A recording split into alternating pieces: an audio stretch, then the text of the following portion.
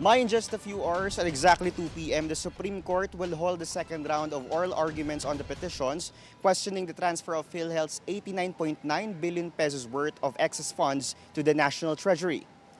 But as early as 10:30 this morning, health advocacy groups have already set up in front of the Department of Justice to protest against the alleged unconstitutionality of the issue. They argue that public funds should be directly allocated for free health care. Meanwhile, health reform advocate Dr. Tony Lechon has also filed a petition before the Supreme Court this morning, questioning the constitutionality of the exclusion of PhilHealth from the 2025 General Appropriations Act. He argues that the unprecedented zero subsidy violates existing laws mandating government support for universal health care. Lechon also criticized the excess funds of the PhilHealth. He argues that if the PhilHealth really had an excess budget of almost 90 billion pesos, there should be a better healthcare system for all Filipinos.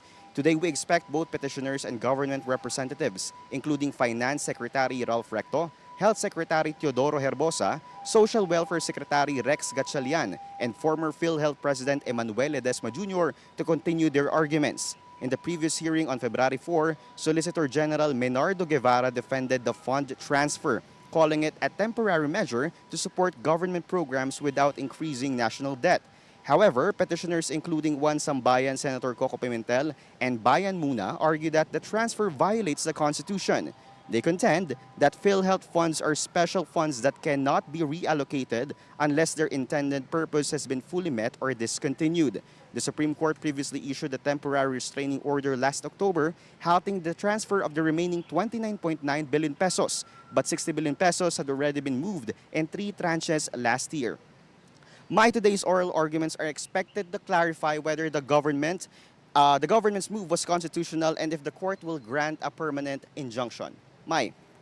Joash, if the Supreme Court rules in favor of the petitioners and issues a permanent injunction, any word on how this would impact the government's handling of PhilHealth funds moving forward?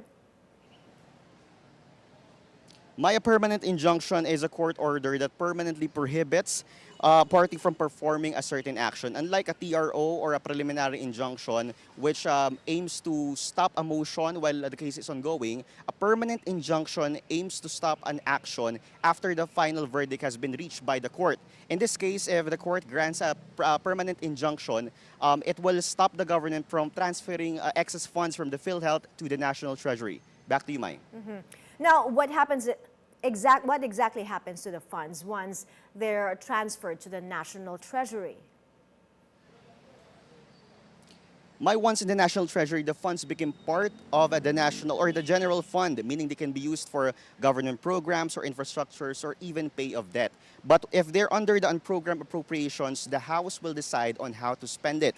But the question here in this case, is whether the excess funds will be issued back to the PhilHealth or if they will stay in the government depending on how the court will rule upon it. Thank you, Joash Malimban, reporting live from the Supreme Court.